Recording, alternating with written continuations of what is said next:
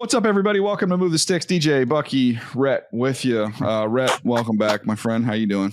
Good. Excited to be back with you guys here on a Tuesday, kind of like our Mondays from last year, but have enjoyed Baldy as a part of the program on Mondays and fired up to go through some more games here, guys. Yeah, Buck, we give everybody the promise we're going to get on to games we didn't get to previously on the Monday show with Baldy. Yeah, could you guys do it? Could you guys work a little harder? I mean, like we had 10 games to get through here. Hey, Baldy, if you know anything about Baldy or follow Baldy on social media, you know that he's into deep diving, whether it's the ocean or the tape. Yeah. So we're not, we're not just racing through them. So it left us with a lot of meat on the bone here today. No doubt. So we're going to get to some of these other games, all these other games. So let's start first of all with the game I was at last night, which is the Monday night game.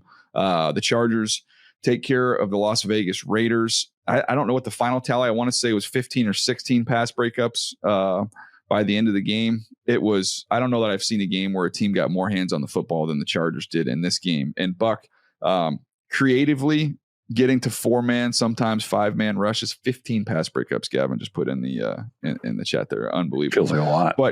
But Geno had diced up the Patriots the week before. The Patriots blitzed him. He torched them.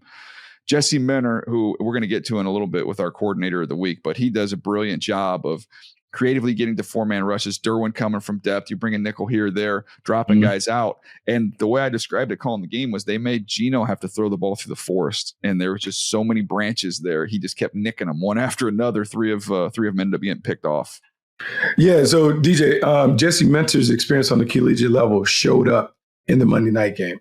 On the collegiate level, they call those 4-man rushes, they call them creepers, simulated pressures. So it looks like you're bringing a blitzer from depth, but someone's popping out. So you only have a 4-man rush, 7 guys in coverage. And if you're really good at that, it's a way to kind of serve both roles. You're able to create pressure by making the line find someone that is off the ball while also having maximum coverage to eliminate the deep balls. And if you're Geno Smith and the guys are coming from anywhere and everywhere, and as the Chargers have all these, we call these like-sized athletes, he's struggling trying to figure out who's up, who's not, who's coming, who's not, where do I go with it? Is it a blitz? Is it a hot? It is really a very creative way to give the illusion of pressure while still playing safe zone with all eyes on the quarterback.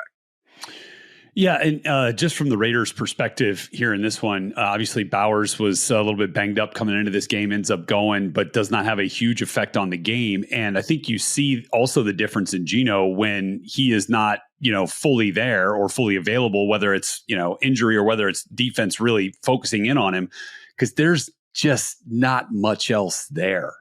For the Raiders, especially on the perimeter.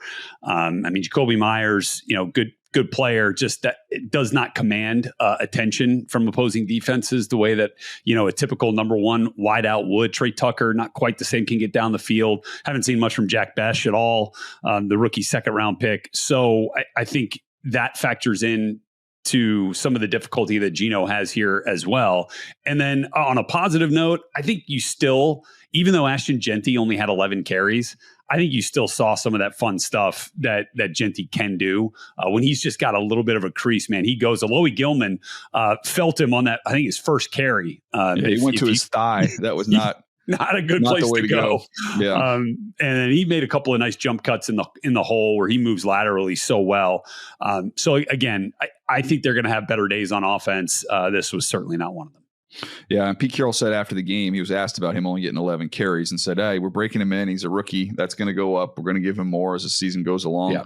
Man, he had a heavy workload at Boise last year too. So it sounds like they're just trying to get him eased into the game. But it's hard for me to imagine the Raiders going anywhere they want to go without Ashton Jeanty touching the football a lot more. That's 2-man offense. It's him and it's Brock Bowers and figuring out ways for those guys to touch the ball as many times as possible. On the Chargers offensive side of things, Keenan Allen, again, just picked up right where he left off with Justin Herbert. It's almost going to be, I think, when his career's over, as if that little Chicago year never happened. That he was just to stay with the Chargers all the way through, because he just looks like the same old Keenan out there.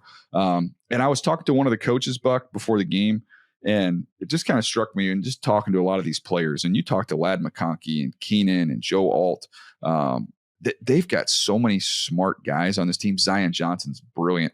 Najee Harris, smart guy and really good football awareness and just understands the game really, really well. And said, it kind of reminds me, when I was talking to him, it reminds me a little bit of the Colts when Peyton he was surrounded by smart guys. So when you have a bunch of smart people, now volume becomes a thing where you play together for a long time. You can just keep stacking more stuff on top of it and really build this offense out. Look, it's not even like stacking it. It's being able to recall things from previous years. Oh, man, we got this look in game. Hey, let's go back and run this concept because we ran this a couple years ago. Does everyone remember? Yes. And they grow together, and it does allow you to attack. And I'll say this, man, like it's one of the things that sometimes is undervalued in scouting by some organizations, but others really crave it. Look, there's not enough premium placed on intelligence. I'm not only talking about book smarts, but football intelligence, because what it does, it gives you the ability to do so many different things. And when everyone can speak the same language and you don't have to slow down the learning process to make up for others, it allows you not only to have volume, but allows you to have little tricks and tweaks and adjustments that allows you to put the optimal play together on offense or defense. No doubt. That wasn't the only game yesterday. We had the earlier game, which was a knock'em sock'em game where pass rush was a big storyline here. With Houston and Tampa Bay. Rhett, I'll let you go where you want to go on that one. Yeah, just kind of, fast forwarding to the end of the game, right, where the Texans had the lead 19-14 and Baker Mayfield gets the ball back just north of the 2-minute warning with an opportunity, has to go down and score a touchdown in order to win this game. And they ultimately do. But I just the conclusion I got from watching the tape on that 2-minute drive is that Bucky Irving is a cheat code in those situations. Right. Especially for a team like that, that's going to want to rush for and I get it. Right. Because you got Will Anderson and Danielle Hunter and then they're going to drop a bunch of guys and Bucky just squirts out of the backfield. And the first play, the 2-minute, and everybody knows how important that first play is, right? To get the drive going. He goes for 12 on a little check down, delay release. He's out of the gate. And then they have like a string of like 4 straight incompletions. Baker has the clutch run on 4th and 10, gets 15, great run. Right? Yeah. Extends the drive. And that's just part of him just being a dude, right? Just being a clutch football player. But then they have another big completion to Bucky where he breaks like 2 or 3 different tackles. And I'm like, God, this guy just makes people miss all the time. So I went and looked at the numbers and kind of tracked, some of it, the earlier part of the game. He forced 9 missed tackles in this game. They had 19 forced missed tackles total for the Bucs, so the Texans were just unable to get these guys down. And Bucky was a big part of that, and a big part of that 2-minute drive that ultimately ended with the Rashad White touchdown. I just think when you've got that kind of weapon in the backfield in those situations, man, you've just got so many options if the downfield stuff isn't there. Because man, he makes guys miss it. It looked like a young Austin Eckler just watching the cut-ups. Mm-hmm. Yeah, I mean, look. Yeah, stop-start quickness. And I'm going to say this, man, the Buccaneers are funny, right? Because they're sleepy good. So they're saying that this is like the fifth season in a row they've started out 2-0, how they jump out these fast starts. Emeka Ibuka drops a pass that was a dime from Baker Mayfield. And it's a tougher catch because the guy's over his shoulder. He just kind of underestimated how to reach out his hands. But it is a very talented team. Mike Evans gets open versus everybody. And you can already see with Chris Godwin coming back and all this, it's a very difficult offense to stop. And then Todd Bowles' pressure package on defense, it's going to keep you up at night. This is a team to keep an eye on. I'm not saying they're a Super Bowl team, but they're one of these tough outs that you're going to have to deal with when you get into the postseason. Tough injury, though, man.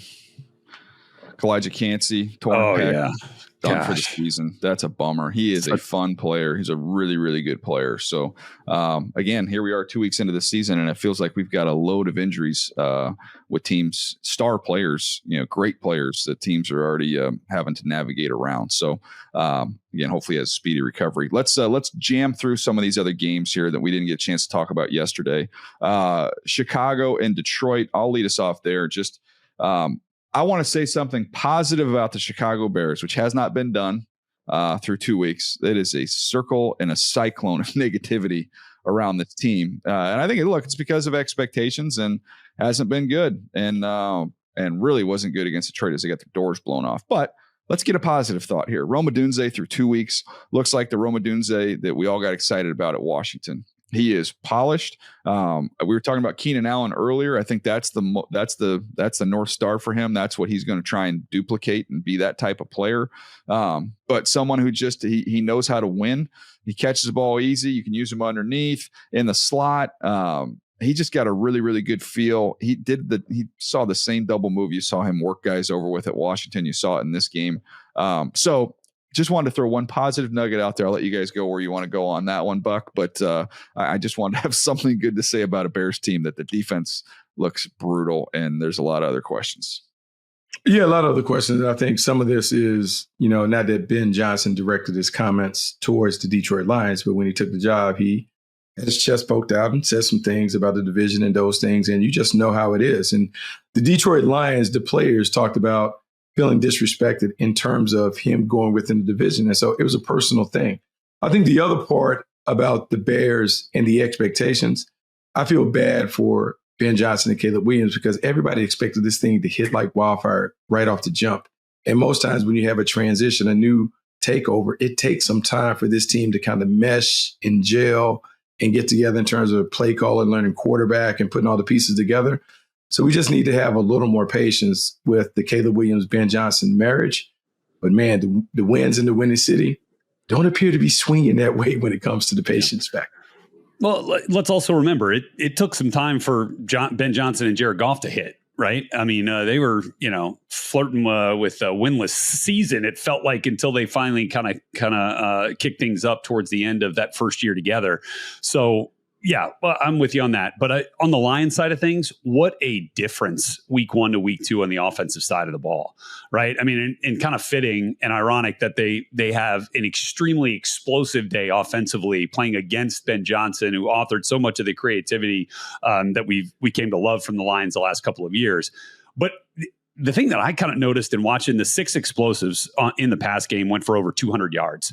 They had 500 yards of total offense. Over 3, I think it was 319 by my count, came on explosive plays in the pass and the run game.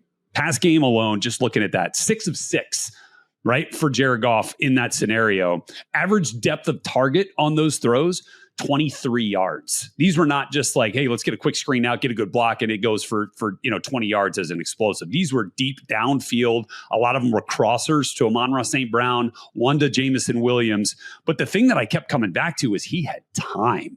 He was protected. Average time to throw on those explosives were well over 3 seconds in the pocket, just sitting back there without a real rush. And again, much improved offensive line performance week 1 to week 2. Now, again, you're playing a different type of defense, right? Different type of defensive line in terms of personnel from the Packers to the Bears. But this was much better, much needed for the Lions. I was really impressed the way they got the ball down the field in this game was a big factor. Yeah, I think the other team that wasn't in that game that was hovering over that game was everybody going, gosh, Green Bay must be really stinking good. They are. That defense is really good. That was the other thought there after seeing that, what went down there. Buck, Cleveland, Baltimore. Baltimore hammers them 41-17.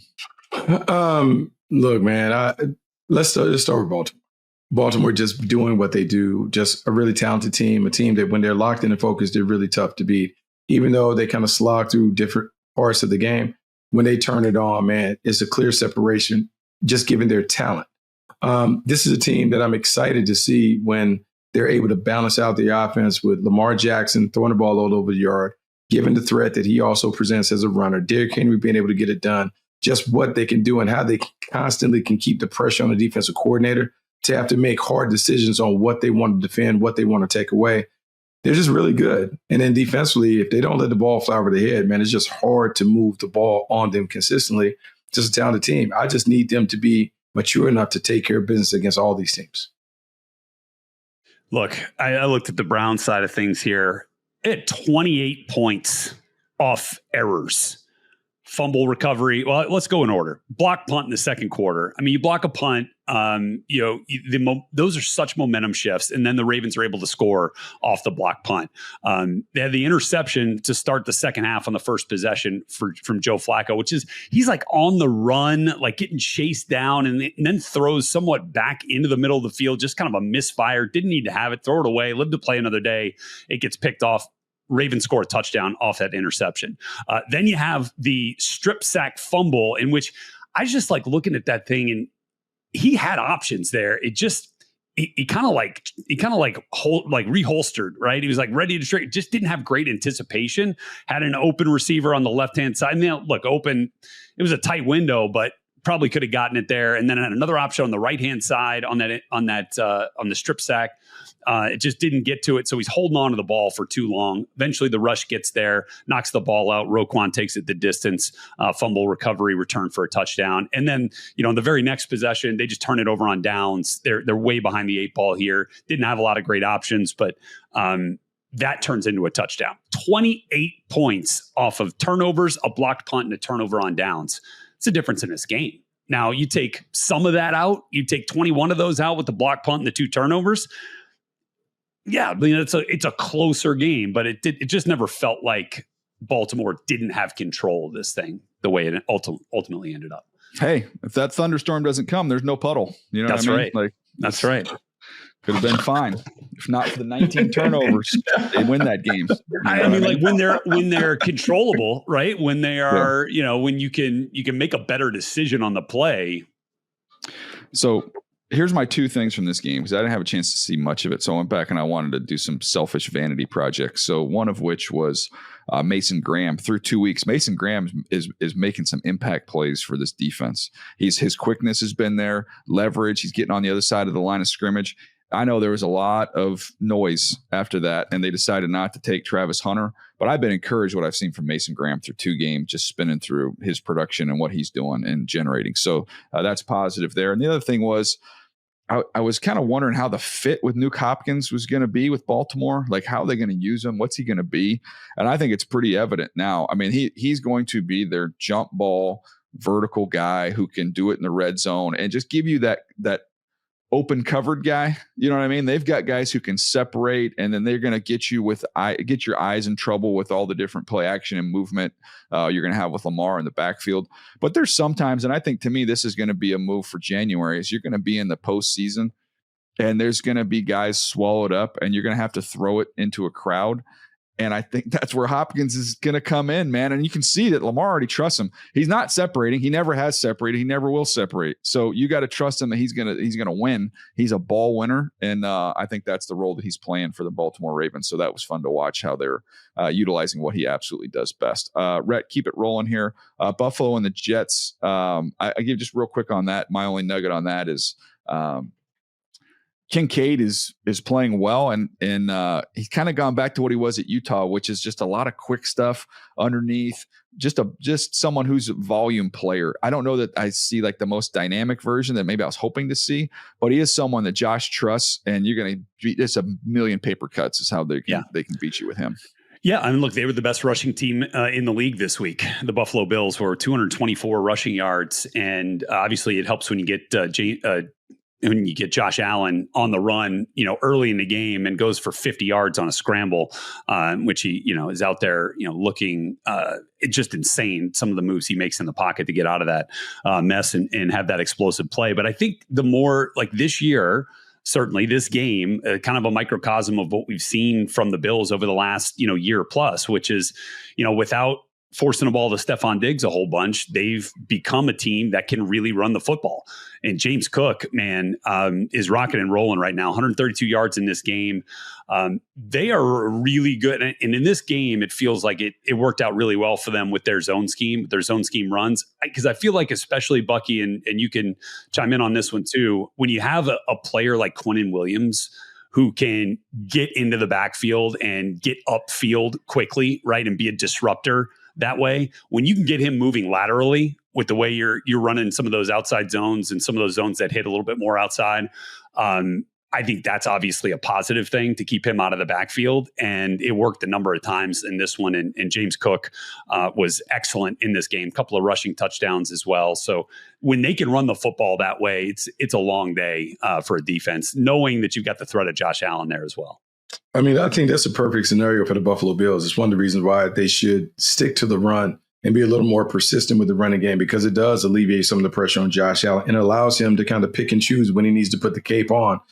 James Cook, look, he's been to the Pro Bowl a few different times. He just paid him. He's a franchise running back for them. And what the Bills are is a very consistent, steady Eddie team.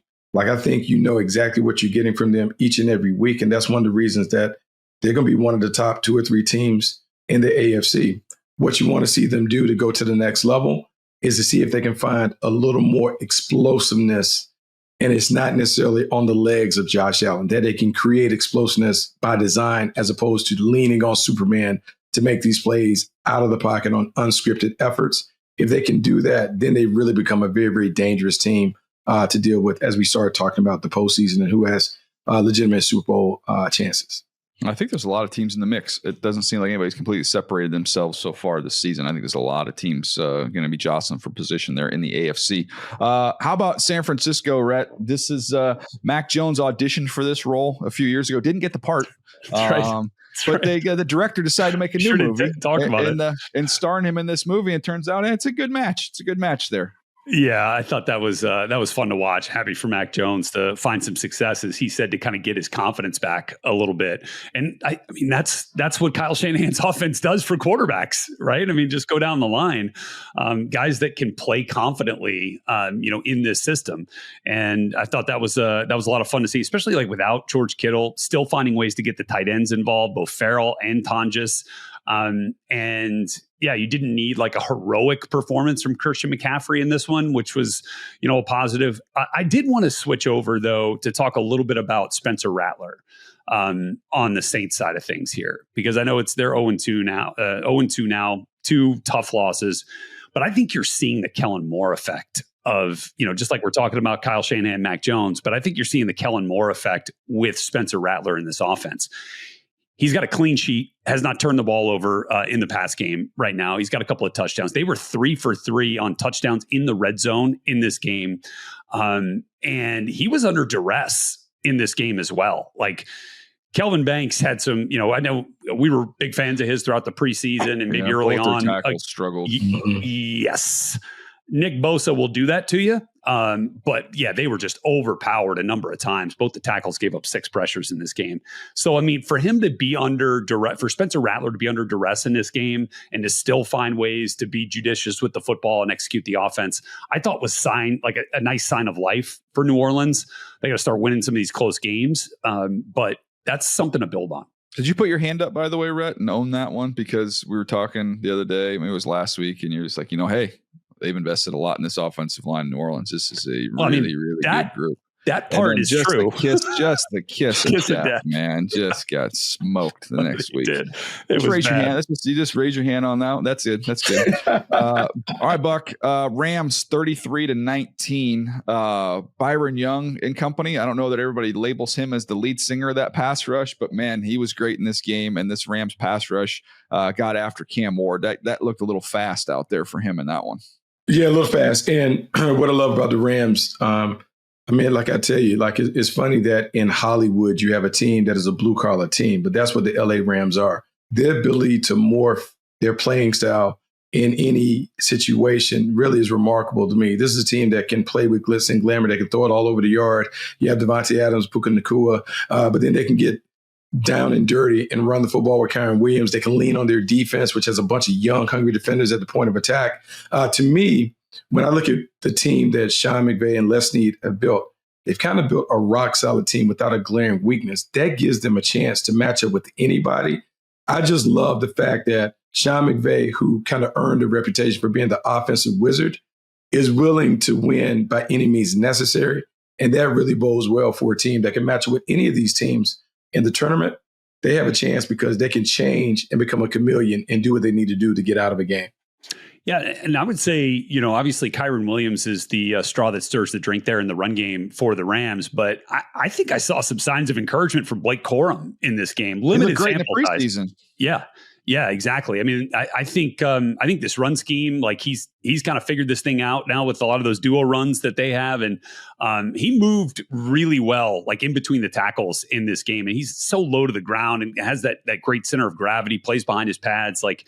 it was fun to watch him kind of get loose a little bit in these games. And he had 5 carries, 44 yards, but it wasn't like it was 1 for 30 and then the rest were little, dinks and dunks there. It was like 8, it felt like 7 yards a carry a couple of times in there. So I thought that was nice as you kind of try to move forward in that blue collar way at times, as Bucky's talking about, to have more than just Kyron Williams out there toting the load. No doubt. Look, Blake Corum, we saw him at training camp. You saw it in the preseason. Now you see it carrying over to the regular season. So his role, I think, will continue to grow there in that offense. All right, New England, Miami. I had a chance to go back and watch Drake and just kind of studied him in this game. I was curious to see what he looked like. Red, I see you nodding your head, so I'll let you follow me up on here, man. But this was the game that showed you why you get so excited about Drake May and why I think that the future is incredibly bright for this franchise. It was everything on display. It was drive throws.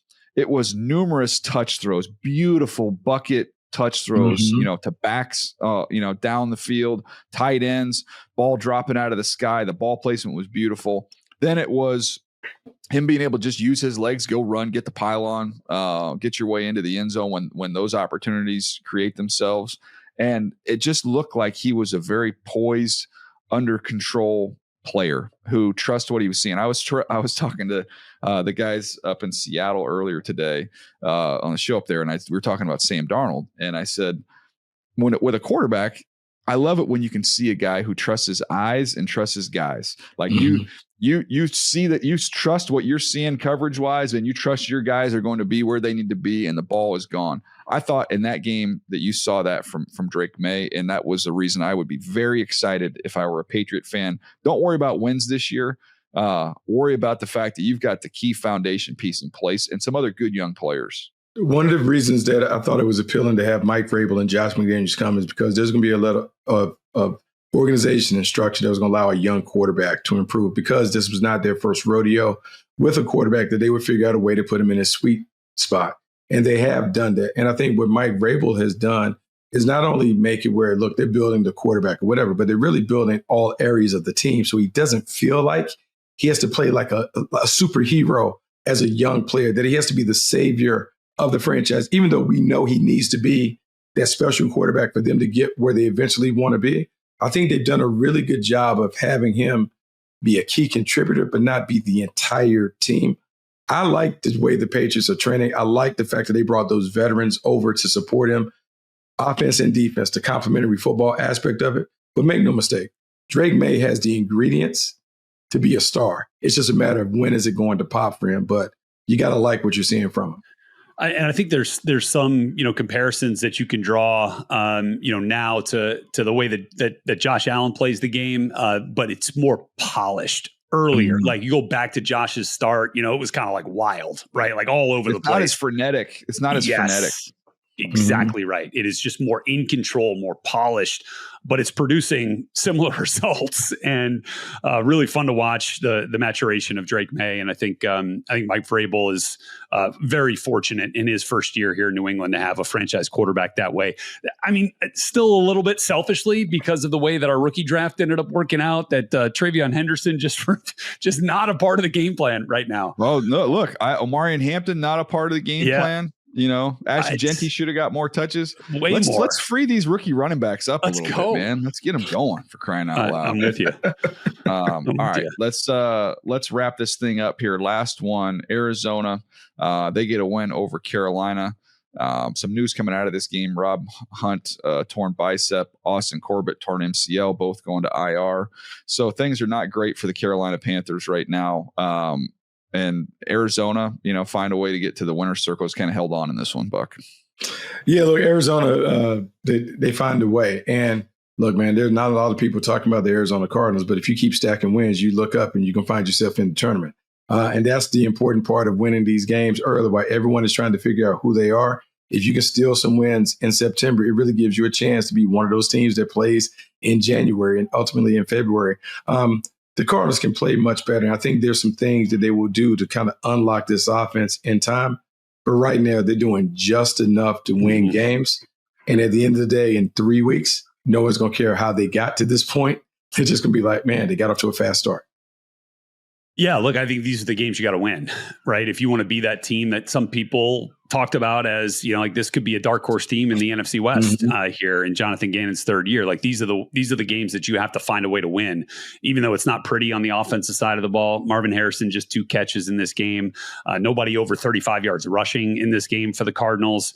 But they find a way, and they do it by building a lead early. Defense played really well early on in this game, and then they gave up the 3 straight touchdown possessions in the third and fourth quarter, all late game stuff. If you're looking, I was just looking, first half they give up 93 yards. Like they had the Panthers in a hole that they tried to. And look, credit the Panthers for staying in this thing, but you can't get in a hole like that and play that poorly in the first half and expect to win games against a good team in the Cardinals like this. Yeah, no, it's been a tough road here for the Carolina Panthers. All right, talked about this guy a little bit earlier. We're going to get a little bit more in depth right now. It's time for Hot or Not, brought to you by Wasabi Hot Cloud Storage. This is where we go to our coordinator of the week. I mentioned it earlier, Jesse Minter, defensive coordinator for the Chargers. And what we like to do is highlight a coordinator every week and give you a little bit of their background, a little bit of their story, and tell you a little bit about some of these bright young coaches. So Jesse Minter, Michigan in 23, top-ranked defense in the country as their defensive coordinator, 247 yards per game if you're into that. He was a finalist for the Broyles Award. That's presented to the top assistant in college football. Previously to that, he's in Michigan 22 and 23. In 21, he has a stopover as a defensive coordinator at Vandy and was also their safeties coach. Prior to that, again, you'll see a lot of the similarities with Mike McDonald. He was with the Ravens from 17 to 20, coaching defensive backs there. And a part of some really, really good ball clubs. For those that don't know, his dad, Rick Minter, was kind of a legendary coach there at the collegiate level at Cincinnati and some other stops along the way. So it's a football family. It's someone who's been under kind of the Harbaugh umbrella and been around a lot of good defensive coaches. And Buck, we referenced the game plan he's had against the Vegas Raiders in that game. But last year, this is the number 1 defense in the NFL. And I don't think it's one that's just loaded, star-studded all over the field. They've got really, really well-coached, smart players, and he does a great job from week to week adjusting his scheme, limiting explosives. He's just a darn good football coach who I would imagine at this time next year will be on a sideline as a head coach. Yeah, just really good, man. I'm just more impressed with him each and every time that I get a chance to watch the Chargers in depth. It is the way that he takes all of the pieces of the puzzle and put it together. And it's also being able to do it without, I would say, a bunch of name brands. They have some later round picks that are playing. They have some other guys that are not your star players playing, but then their stars show up in big moments. And I just like the fact that you have a guy like Derwin James who can come down and run a pick rush to create opportunities for Khalil Mack to come around the corner and do some things, and just how fast they play. There is a confidence that they play with that allows them to play fast and furious. It's just a well-designed, nicely crafted defense that is really tough to defend because they don't give you anything. Like, they're not overly aggressive where they're reckless. They just don't concede big plays, and they make you drive the length of the field. And at some point, you're going to mess it up. And when you mess up, they make you pay. Yeah, I would just say I'm kind of like impressed with just the balance of this whole thing and the way that they can mix it up with a bunch of different coverages. They're not beholden to any one thing per se. He's not like, overly heating up the quarterback with extra rushers. When you can get home with 4, obviously you have 3 or 4, you're winning, but just feels like there's a great mix of what they do. And it kind of always, giving a different picture to quarterbacks, making you guess a little bit, making you try to really diagnose and figure out what you're doing snap to snap.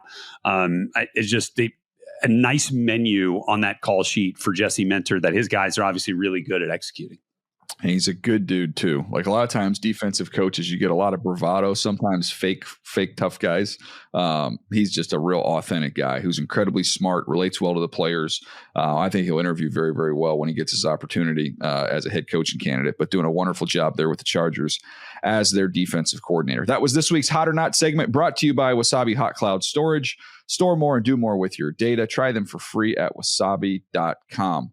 All right, boys, that does it for us today. We covered those games. We're going to come back tomorrow. We'll have the rookie draft. We'll recap what happened there last week, touch on some other rookies as well as we march towards week 3 of the NFL season.